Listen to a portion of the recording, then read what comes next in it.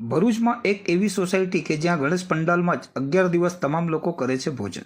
ભરૂચની રત્નાનગર સોસાયટીમાં 7 સોસાયટી વચ્ચે એક જ પંડાલ, 11 દિવસ તમામ લોકો નથી બનાવતા ભોજન।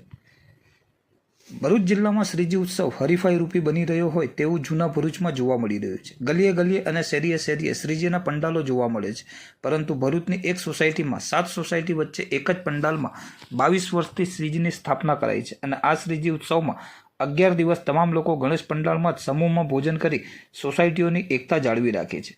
ભરૂચ શહેર અને જિલ્લામાં શ્રીજી ઉત્સવ ઉમંગ અને ઉત્સાહ સાથે ઉજવાઈ રહ્યો છે અને તેમાંય શ્રીજી પંડાલોમાં અવનવી થીમ લોકોને આકર્ષિત કરી રહી છે। પરંતુ શ્રીજી ઉત્સવ ધાર્મિક ઉત્સવ છે અને ધાર્મિક ઉત્સાહ ભક્તિભાવપૂર્વક યોજાય છે। સોસાયટીઓ, ગલીઓ, શેરીઓમાં 50-50 મીટરના અંતરે ગણપતિ પંડાલો જોવા મળે છે, પરંતુ ભરૂચની પૂર્વ પટ્ટી વિસ્તારની એક સોસાયટી રચનાનગરમાં 7 સોસાયટી વચ્ચે એક જ પંડાલમાં 22 વર્ષથી શ્રીજી સ્થાપિત કરાય છે।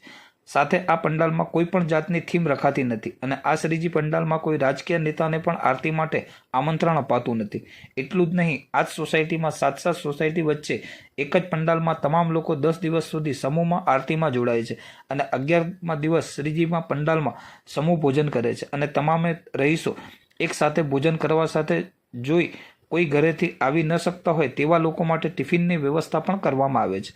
આ પંડાલમાં ભક્તિને પ્રાધાન્ય આપવા સાથે સોસાયટીઓના રહીશો એક સમ થઈ એકતા જળવાઈ રહે અને સંગઠિત રહે તે હેતુથી 22 વર્ષથી 7 સોસાયટી વચ્ચે એક જ પંડાલમાં શ્રીજીને બિરાજમાન કરી શ્રીજી ઉત્સવ ઉજવવામાં આવે છે અને એટલા માટે જ એક પંક્તિ સાર્થક થાય છે, એક લાકડીને કોઈ પણ તોડી શકે પણ લાકડીના ભારાને તોડવો મુશ્કેલ બને છે। એટલે એકતા અને સંગઠિતતા જરૂરી હોવાનું પણ શ્રીજીના આયોજકોએ કહી લોકોને એક અનોખો સંદેશ એકતાનો પાઠવ્યો છે। શ્રીજી ઉત્સવમાં પણ હવે હરીફાઈ હોય તેમ વિસ્તારો અને સોસાયટીઓ દીઠ 5-5, 7-7 શ્રીજી પંડાલો જોવા મળે છે।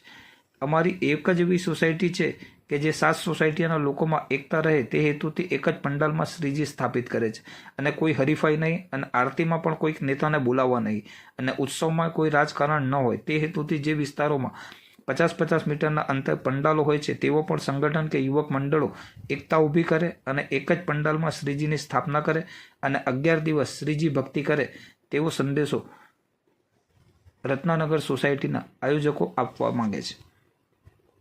જય ગણેશ, જય બાપા। અયોધ્યાનગર યુવા શક્તિ મંડળ ભરૂચ અયોધ્યાના મહારાજા દ્વારા 32મા વર્ષમાં મંગલ પ્રવેશ કરવામાં આવે છે। અયોધ્યાનગર યુવા શક્તિ મંડળ દ્વારા 2021માં નારેશ્વર ધામ, 2022માં શ્રી ગંગોત્રી ધામ, 2023માં ડાકોર ધામની ભવ્ય સફળતા બાદ આ વર્ષે ભરૂચની ધર્મ પ્રેમી જનતા સમક્ષ શ્રી વીરપુર ધામનું સુંદર આયોજન કરેલ છે। તેમાં વીરપુર ધામ અને જલારામ બાપાના જીવનનું બધી જ વસ્તુઓ સામેલ કરે છે।